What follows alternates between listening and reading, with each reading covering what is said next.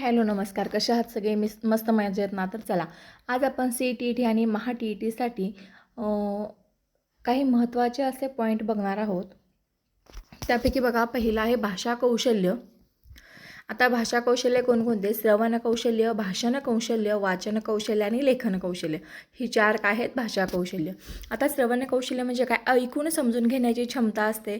भाषेचे आकलन करण्याचा हा पहिला टप्पा असतो जो श्रवण कौशल्य, आणि एकाग्रतेने ऐकणे याच्यामध्ये आवश्यक असते. त्यानंतरचं दुसरं कौशल्य आहे भाषण कौशल्य. विचार स्पष्टपणे व्यक्त करण्याची क्षमता असते. योग्य उच्चार, शब्दसंपत्ती, व्याकरण आणि आत्मविश्वास आवश्यक, आणि संभाषण, वक्तृत्व, चर्चा यांचा समावेश कोणत्या कौशल्यामध्ये होत असतो? तर भाषण कौशल्यामध्ये होत असतो. तिसरं जे कौशल्य आहे वाचन कौशल्य. आता वाचन कौशल्यामध्ये कशाचा समावेश होतो? तर लिखित मजकूर वाचून अर्थ समजून घेण्याची क्षमता, सवाचन, मुखवाचन, वेगवान वाचन आणि इत्यादी प्रकार, तसेच आकलन, विश्लेषण, चिंतन यांचा विकास. त्यानंतर लेखन कौशल्य, विचार लिखित स्वरूपात मांडण्याची क्षमता. त्यानंतर शुद्ध लेखन, व्याकरण, शब्दरचना आणि मांडणी महत्त्वाची असते. पत्रलेखन, निबंध लेखन, अहवाल लेखन हे लेखन कौशल्यामध्ये येणारे घटक आहेत. आता भाषा कौशल्याचा क्रम कसा असतो? तर भाषा कौशल्याचा जो क्रम आहे, सर्वप्रथम श्रवण, त्यानंतर भाषण, त्यानंतर वाचन आणि त्यानंतर लेखन. हा खूप महत्त्वाचा प्रश्न आहे, लक्षात ठेवा. भाषा कौशल्याचा जो क्रम आहे, प्रथम श्रवण, नंतर भाषण, नंतर वाचन आणि नंतर लेखन. ही चारही कौशल्ये एकत्रितपणे भाषा अधिगम विकसित करतात. आणि भाषा कौशल्ये जी आहेत ती परस्पराशी संबंधित व पूरक आहेत. शिक्षण प्रक्रियेत या सर्व कौशल्याचा समन्वय आवश्यक आहे. त्यानंतरचा दुसरा महत्त्वाचा जो पॉईंट आहे तो कोहलबर्गचा नैतिक विकासाचा सिद्धांत. आता कोहलबर्ग यांनी नैतिक विकासाचे 3 स्तर व 6 टप्पे सांगितलेले आहेत. आता 3 स्तर कोणते? पहिला स्तर संकेतात्मक स्तर, दुसरा संकेतात्मक स्तर आणि तिसरा उत्तर संकेतात्मक स्तर. आता पहिल्या स्तरामध्ये 2 टप्पे, दुसऱ्या स्तरामध्ये 2 टप्पे आणि तिसऱ्या स्तरामध्ये 2 टप्पे आहेत. पहिला स्तर आहे पूर्वसंकेतात्मक स्तर. पहिल्या स्तरामधले टप्पे. पहिला टप्पा शिक्षा टाळण्यासाठी वर्तन. व्यक्ती शिक्षा, दंड किंवा त्रास टाळण्यासाठी योग्य अयोग्य निर्णय घेतो. मुलं काय करतात? आपल्याला आपल्या घरची शिक्षा देऊ नयेत म्हणून एखाद्या वेळी खोटं बोलतात, हो की नाही? शिक्षा टाळण्यासाठी मुलं खोटं बोलतात, त्याला काय म्हणतात? शिक्षा टाळण्यासाठी वर्तन. स्वतःच्या फायद्यासाठी वर्तन. तर व्यक्ती स्वतःचा फायदा, बक्षीस किंवा वस्तू मिळवण्यासाठी योग्य अयोग्य निर्णय घेतो, त्याला काय म्हणतात? स्वतःच्या फायद्यासाठी वर्तन. आपण एखाद्या मुलाला म्हटलं की बाळा तू माझं हे काम कर, मी तुला एक चॉकलेट देतो. ते चॉकलेट घेण्यासाठी ते बाळ काम करतं की नाही? तो काय झाला? स्वतःचा फायदा, स्वतःच्या फायद्यासाठी वर्तन. आता दुसरं संकेतात्मक स्तर. संकेतात्मक स्तरामध्येही 2 टप्पे आहेत. स्तराची मान्यता इतरांची मान्यता मिळवण्यासाठी वर्तन, म्हणजे दुसऱ्या व्यक्तीने आपल्याला चांगलं म्हणावं यासाठी केलेलं वर्तन जे असतं ते संकेतात्मक स्तरामध्ये येतं. त्याच्यामध्ये तिसऱ्या टप्प्यामध्ये त्यामध्ये व्यक्ती चांगला मुलगा, चांगली मुलगी म्हणून मान्यता मिळण्यासाठी हे योग्य वर्तन केलं जातं. आणि टप्पा क्रमांक 4 मध्ये नियम व कायद्याचे पालन. व्यक्ती समाजातील नियम व कायदे, कर्तव्य व व्यवस्था पाळण्यासाठी योग्य ते निर्णय घेते. त्यानंतरचा जो स्तर आहे तो आहे उत्तर संकेतात्मक स्तर, आणि त्याचे जे 2 टप्पे आहेत ते सामाजिक करार व लोकहित. सामाजिक करार व लोकहितमध्ये व्यक्ती समाजाच्या भल्यासाठी, सर्वांच्या हितासाठी नियम तयार करण्यास आणि पाळण्यास तयार असते.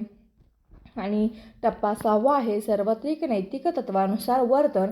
व्यक्ती न्याय, समानता, स्वातंत्र्य, मानवता यासारख्या सार्वत्रिक नैतिक तत्वांवर आधारित निर्णय घेते. आता कोहलबर्गच्या मते नैतिक विकास हा क्रमिक होणारी प्रक्रिया आहे. क्रमिक टप्प्याटप्प्याने होणारी प्रक्रिया आहे. आता अधिगमच्या अवस्था ज्या आहेत ते बघूया. प्रारंभिक अवस्था, प्रगती अवस्था, पठार अवस्था आणि अंतिम अवस्था या 4 अवस्था आहेत. प्रारंभिक अवस्था म्हणजे काय? नवीन ज्ञान किंवा कौशल्य शिकण्याची सुरुवात असते. चुका जास्त होतात प्रारंभिक अवस्थेमध्ये. शिक्षकाच्या मार्गदर्शनाची गरजही असते आणि उत्सुकता आणि प्रयत्न यांचा या टप्प्यात समावेश होतो. कशामध्ये? प्रारंभिक अवस्थेमध्ये. आता 2 नंबरची अवस्था जी आहे प्रगती अवस्था. सरावामुळे कौशल्य सुधारणा होते, चुका कमी होतात, गती आणि अचूकता वाढते आणि आत्मविश्वासही वाढतो आणि कार्य चांगले होते. कोणत्या अवस्थेमध्ये? प्रगती अवस्थेमध्ये. आता सर्वात महत्त्वाचा आणि परीक्षेमध्ये वारंवार विचारला जाणारा विचारली जाणारी जी अवस्था आहे ती आहे पठार अवस्था. आता पठार अवस्था म्हणजे काय, ही खूप महत्त्वाची आहे. पठार अवस्थामध्ये प्रगती काही काळ स्थिर राहते. काय होते, प्रगती जी आहे ती खुंटते, थांबते पठार अवस्थेमध्ये. सराव असूनही विशेष सुधारणा दिसत नाही. कंटाळा, थकवा किंवा प्रेरणेचा अभाव असू शकतो. योग्य सराव, बदल आणि प्रोत्साहनामुळे पुन्हा प्रगती सुरू होते. पण जिथे प्रगती थांबते ती अवस्था कोणती आहे, पठार अवस्था. म्हणजे प्रगती काही काळ स्थिर राहते, ती आहे पठार अवस्था. त्यानंतर अंतिम प्रावीण्य अवस्था, कौशल्यावर पूर्ण प्रभुत्व प्राप्त होते. कार्य अचूक आत्मविश्वासाने करता येते. चुका अत्यंत कमी होतात. कौशल्य स्वाभाविक व सहज होते. अधिगम वक्रामध्ये या 4 अवस्था क्रमाने येतात. पहिली अवस्था प्रारंभिक, दुसरी प्रगती, तिसरी पठार आणि चौथी अंतिम किंवा प्रावीण्य अवस्था. ही लक्षात ठेवण्याची ट्रिक होती प्र प्र प्र अप. प्र प्र अप प. प्र म्हणजे प्रारंभिक, प्र म्हणजे प्रगती, प म्हणजे पठार, अ म्हणजे अंतिम. प्र प्र प. त्यानंतर जीन पियाजे.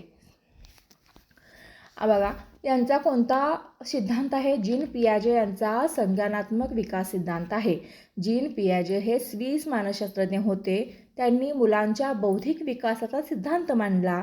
त्यांच्या मते मुलांचा विकास हा टप्प्याटप्प्याने होतो. मुले स्वतःच्या अनुभवातून शिकतात. मुले स्वतःच्या अनुभवातून शिकतात हे कोणत्या शास्त्रज्ञांनी सांगितले आहे?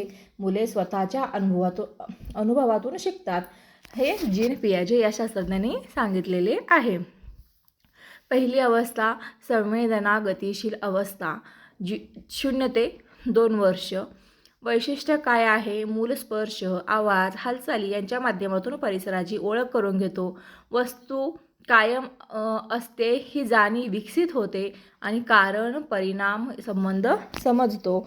आणि उदाहरणार्थ खेळताना लपवलेला चेंडू काही वेळाने शोधून काढतो. दुसरी अवस्था पूर्वसंक्रियात्मक अवस्था, 2 ते 7 वर्ष. भाषा विकास वेगाने होतो येते. कल्पनाशक्ती, अनुकरण व प्रतीकांचा वापर वाढतो. तर्कशक्ती कमी असते. स्वकेंद्री विचार दिसून येतात. उदाहरणार्थ मूल बाहुलीशी बोलते, खेळताना कल्पना करते. मूर्त संक्रियात्मक अवस्था, पुढची अवस्था 7 ते 11 वर्ष. तांत्रिक विचार सुरू होतो. वर्गीकरण समजते, संरक्षण समजते, कारण व परिणाम ही मुलाला समजतात.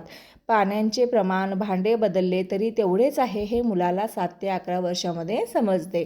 चौथी जी अवस्था आहे औपचारिक संक्रियात्मक अवस्था, 11 वर्षानंतर किशोर अवस्था असेही म्हटले जाते. अमूर्त विचार करण्याची क्षमता विकसित होते आणि समस्या सोडवण्याची क्षमताही वाढते. तर्कशुद्ध व वैज्ञानिक दृष्टिकोन विकसित होतो. कल्पना, गृहीतके व नियोजन करता येते. आणि उदाहरणार्थ भविष्यातील योजना करणे, गृहीतकांची चाचणी घेणे. त्या आता महत्त्वाच्या संकल्पना कोणकोणत्या आहेत? समायोजन, आत्मसातकरण, स्कीमा आणि अनुकूलन. समायोजन म्हणजे काय? नवीन अनुभवावर स्वतः बदल करणे. नवीन अनुभवानुसार स्वतः बदल करणे त्याला काय म्हणायचं? समायोजन.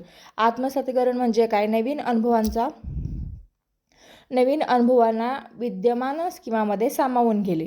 स्कीमा म्हणजे विचार किंवा समजुतीची मानसिक रचना. अनुकूलन म्हणजे काय? समायोजन व आत्मसातीकरण यांचा समतोल. संरक्षण काय आहे? संरक्षण ही संकल्पना पियाजे यांच्या सिद्धांतातील खूप महत्त्वाची एक संकल्पना आहे. आता पियाजेंच्या सिद्धांतांची वैशिष्ट्ये: मुलं सक्रियपणे शिकतात, विकास टप्प्याटप्प्याने होतो, अनुभवातून शिकणे होते आणि प्रत्येक टप्प्याची एक विशिष्ट वैशिष्ट्ये असतात. Thank you for watching.